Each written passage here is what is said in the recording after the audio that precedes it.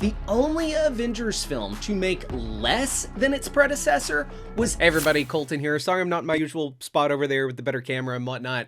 I am about to catch a plane. I have an in-person meeting with Ryan and the Screen Crush team, so I am about to go out the door. But I was checking my email. I was checking the Ask Colton Now inbox, and I saw that a few people sent an email asking about, and we've been talking about John Campea quite a bit with his Avengers Doomsday information he's been dropping on his show.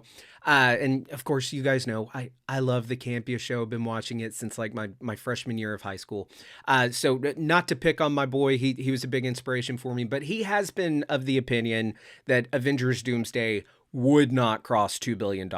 His estimates are more in the $1.4 or $1.5 billion range, to which I respectfully just wholeheartedly disagree, as I'll explain in the video you're about to watch. So take a look at this. I explain my argument as for why, despite the fact that, yes, Doomsday is not going to have the same buildup that the other Avengers films had in terms of hit after hit, interconnectivity, stuff like that.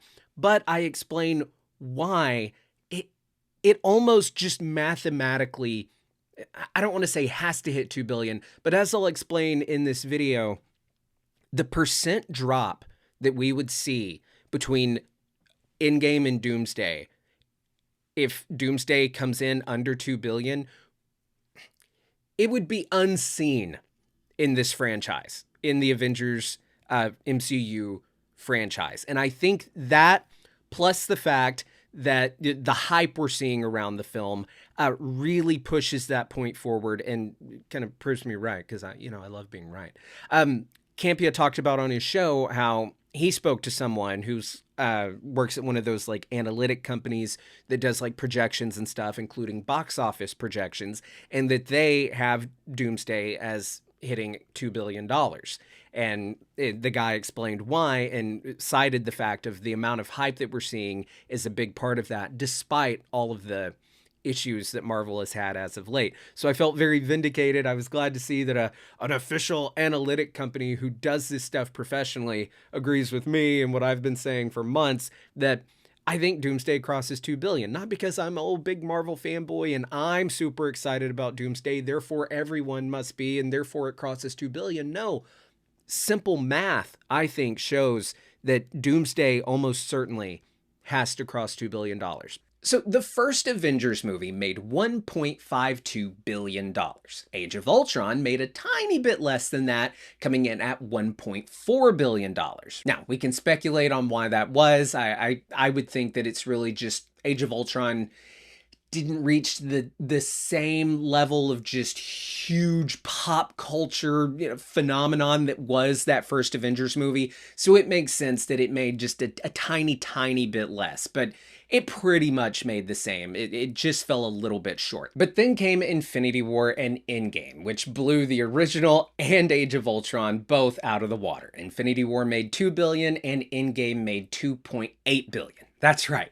The last Avengers movie to come out, Endgame, made $200 million short of $3 billion at the box office. So let's do some math and connect this with what we can expect for Avengers Doomsday. For Avengers Doomsday to come in under the $2 billion mark, it would need to make just over 28% less than Avengers Endgame. So that means Doomsday would need to have a 28% drop at the box office from Endgame in order for it not to hit the $2 billion mark. If it gets to, say, $1.9 billion, $1.99 billion, and doesn't quite cross 2 billion, that will mean that it had at least a 28% drop from Endgame. So let's see if that is something that has happened before within this franchise. Let's take a look back at the other Avengers films. So Infinity War, it made over $500 million more than its predecessor, Age of Ultron, and Endgame made nearly $800 million more than its predecessor, Infinity War. The only Avengers film to make less than its predecessor was Age of Ultron, which made only $115 million less than that first Avengers film. That's roughly an 8% drop. Again, the only Avengers movie to make less than its predecessor, to make less than the previous one, was Age of Ultron, and it was only an 8% drop. For Doomsday, this means for Doomsday, it will have to have at least a 28% drop from its predecessor, Avengers Endgame. And I just don't see that happening. I could be wrong, but I'm not saying that Doomsday is going to make more than Endgame, but I do not see it making 28% less when you compare it to how the other films in the franchise have performed. Now, could it make more than 8% less? Could it be the biggest drop we've seen between Avengers films since Ultron and Infinity War? Sure, maybe it makes 10% less. Oh my God, if the world ends, maybe it makes 15% less. But I see no scenario where it makes 28% less. Now, I could be wrong. The MCU, it's in a rough spot right now, as is the entire movie industry, to be fair. Movies just aren't making the kind of money they used to at the box office, but No Way Home, like we said, in the midst of a pandemic, made over $1.9 billion, nearly hit that $2 billion, and Deadpool and Wolverine, an R-rated movie, made over $1.3 billion, and that was just last year. And it was a very multiverse, TVA-focused movie. No Way Home was, of course, a very multiverse-heavy movie. You have a lot of people, try to say, oh, people are tired of the multiverse of it all.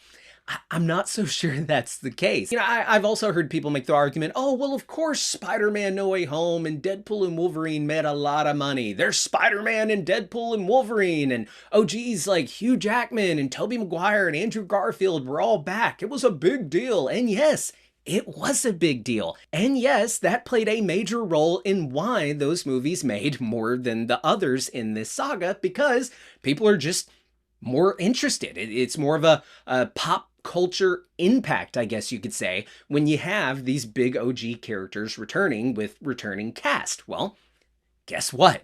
Avengers Doomsday? It's Spider-Man No Way Home and Deadpool and Wolverine smashed together and on steroids. Robert Downey Jr. is back. The original X-Men are back. It hasn't been confirmed, but I'm pretty certain Tobey Maguire's Spider-Man and of course Hugh Jackman's Wolverine and Ryan Reynolds' Deadpool, they will all be back as well. And I think Chris Evans will be back. So if we're going to compare this Avengers movie to the more recent MCU films in order to determine the box office performance that we're expecting, it's films like Deadpool and Wolverine and Spider-Man No Way Home that we should be comparing it to for reference over films like Brave New World or Quantumania that didn't perform quite as well. And yeah, Doomsday, it's a culmination event for this saga, the multiverse saga. And yes, there appears to be far less interest in the multiverse saga than in the Infinity Saga. I don't think anyone would dispute that. But this movie, Doomsday, it is also serving as a culmination event to the entire Marvel movie franchise. It is a sequel, I think, to Avengers Endgame. It's a culmination event of all of Marvel, not just the multiverse saga and not just the MCU. This movie it's a cultural event amongst the entire planet, really, that connected to the classics that predate the MCU. And everyone is going to go see this movie. And I'm just confident that it makes at least $2 billion.